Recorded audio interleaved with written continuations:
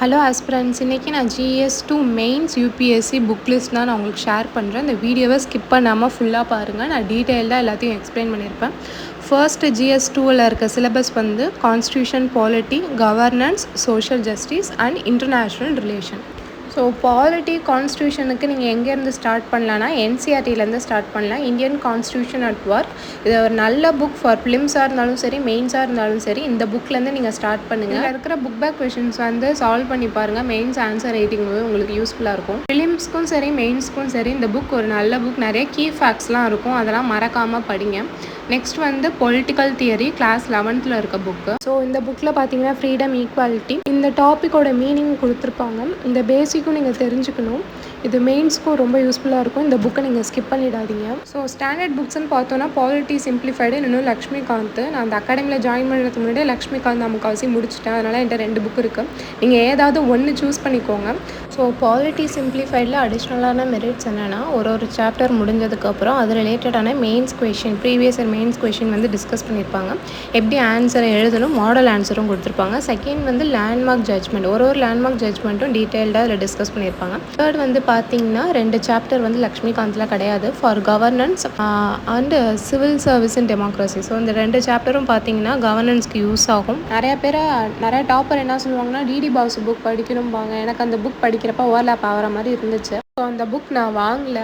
உங்களுக்கு நீங்கள் வீட்டிலேருந்து ப்ரிப்பேர் பண்ணுறீங்க, படித்து பார்த்தா உங்களுக்கு ஓகேவாக இருந்தால் நீங்கள் வாங்கி ட்ரை பண்ணுங்கள். நான் வந்து newspaper, current affairs, class notes plus இந்த புக்ஸு இதுவே எனக்கு சஃபிஷியண்ட்டாக இருந்தது. நெக்ஸ்ட்டு கவர்னன்ஸ்க்கு important aspect of governance, transparency and accountability, governance and role of civil service in democracy, the role of NGOs, SRGS and pressure groups. So இந்த சாப்டர்லாம் polity சிம்பிளிஃபைடில் last 2 சாப்டரில் cover பண்ணியிருப்பாங்க பேசிக்ஸ். அடிஷ்னலாக இதுக்கு நீங்கள் பார்த்தீங்கன்னா செகண்ட் ARC ரிப்போர்ட்டு, இல்லை நீங்கள் எல்லாத்தையும் படிக்க வேணாம். ஃபார் கவர்னன்ஸ்க்கு first, 4th, 6th, 9th, 10th, 11th, 12th. So இந்த ரிப்போர்ட் மட்டும் நல்லா பார்த்துக்கோங்க. இது கொஞ்சம் பெரிய சாப்டர். உங்களால் ஃபிசிக்கலாக நோட்ஸ் எடுக்க முடியலன்னா டிஜிட்டல் நோட்ஸ் எடுத்துக்கோங்க. காப்பி பேஸ்ட் பண்ணி நோட் பேடில் சேவ் பண்ணிக்கோங்க, ஈஸியாக இருக்கும். சோஷியல் ஜஸ்டிஸ்க்கு பார்த்தோன்னா government policies and intervention for development, welfare schemes for vulnerable section of the population, development process and development industries, issues relating to development management, social sectors relating to poverty and hunger. Social ஜஸ்டிஸ்க்கு book எதுவும் நான் வாங்கல.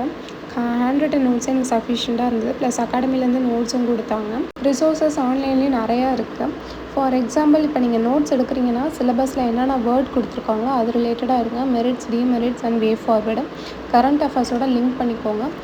Previous year கொஷினை பாருங்கள், எப்படி question கேட்டிருக்காங்கன்னு பாருங்கள். அப்போ தான் உங்களுக்கு நோட்ஸ் எடுக்கிறதுக்கு ஐடியா வரும்.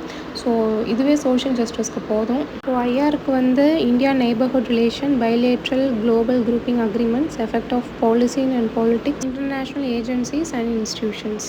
ஐஆருக்கு NCERTs பார்த்தீங்கன்னா contemporary world politics, class 12th. இந்த புக் வந்து நான் GS1 வேர்ல்டு ஹிஸ்ட்ரிக்கு நான் சஜஸ்ட் பண்ணியிருப்பேன். ஏன் இந்த புக் சஜஸ்ட் பண்ணேன்னா, first chapter bipolarity, end of the bipolarity, இந்த சாப்டர் வந்து வேர்ல்டு ஹிஸ்ட்ரிக்கு யூஸ் ஆகும். ஸோ அந்த ஒரு சாப்டர் மட்டும் அதை பார்த்துக்கோங்க. மற்ற சாப்டர் எல்லாமே ஐஆருக்கு வந்து ரிலேட்டடாக இருக்கும். அடிஷ்னலாக சோர்ஸ் வேணும்னு நினச்சிங்கன்னா ராஜீவ் சிக்ரி புக்கு பக்கத்தில் லைப்ரரி இருந்தால் ரெஃபர் பண்ணி பாருங்கள். ஓகேனா இந்த புக் வாங்கிக்கோங்க.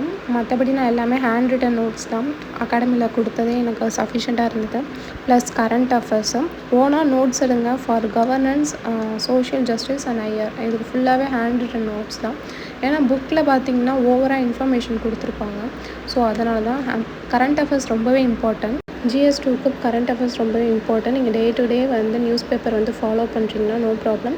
இல்லை அடிஷ்னலாக உங்களுக்கு மெட்டீரியல் வேணும்னு நினச்சிங்கன்னா விஷன் IAS PD 365லேருந்து ரிசோர்ஸ் எடுத்துக்கலாம். இல்லைனா ப்ளஸ் இன்ஃபர்மேஷன் பியூரோ, நீங்கள் அதுலேருந்து கூட ரிசோர்ஸ் எடுத்துக்கலாம். சோஷியல் ஜஸ்டிஸ், பாலிட்டி, கவர்னன்ஸ்லாம் பார்த்தீங்கன்னா கொஷின் கேட்பாங்க. அது ரிலேட்டடான லேண்ட்மார்க் ஜட்ஜ்மெண்ட்டு, கரண்ட் அஃபேர்ஸில் நடந்த ஜட்ஜ்மெண்ட்லாம் நீங்கள் எக்ஸாம்லாம் கொடுத்தீங்கன்னா உங்களுக்கு அடிஷ்னலாக மார்க் கிடைக்க வாய்ப்பு இருக்குது. சிலபஸ் ஓரியன்ட்டாக ஏதாவது கேசஸ் வந்து நடக்குதுன்னா கரண்ட் அஃபேர்ஸில் அதை மறக்காமல் நோட்ஸ் எடுத்து வச்சுக்கோங்க.